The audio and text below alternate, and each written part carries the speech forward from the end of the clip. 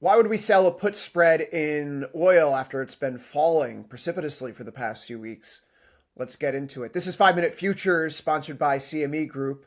Time to talk about this week's trade. Today's product is micro WTI crude oil, ticker MCL, and the strategy is a defined risk short put spread in the MCL U6 options contract. The setup is built around one simple idea here. Crude oil has already absorbed a major geopolitical conflict shock from the Iran war, and the lows from the week before the war started, near 63, 64 or so, have become a level that traders need to respect.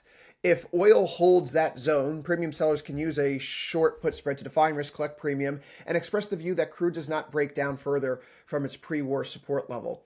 The trade is to sell the 62 put and buy back the 60 put with 52 days to expiration here. That creates a $2 wide short put spread. The short 62 put is the income side of the trade. The long 60 put is the protection. Since MCL represents 100 barrels of crude, every $1 move is roughly $100. So a $2 wide spread has roughly $200 of total risk before accounting for the credit received. So if this spread is sold for, say, 40 cents right now, that would be roughly $40 in credit with about $160 in max risk. The exact numbers, of course, are contingent upon the fill, but the structure is clean. Max profit is the credit, max loss is the spread minus the credit here.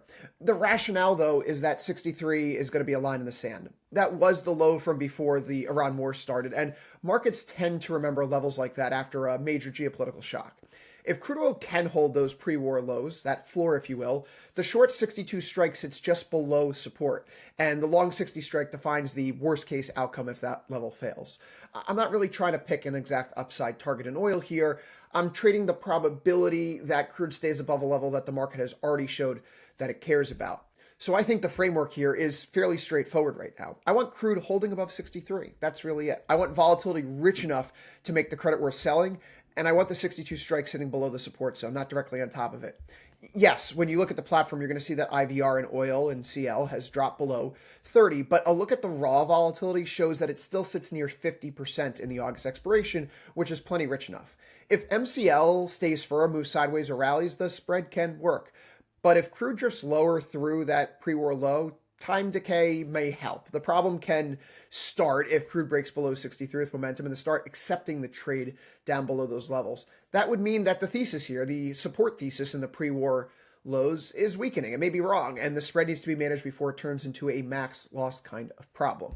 For management, we don't need to hold this thing for 52 days. If I can collect 45 cents or 40 cents and the spread decays to, say, 20 or 25, I can buy it back and move on. That's the cleanest outcome. Take profit around 50% and then find the next opportunity here.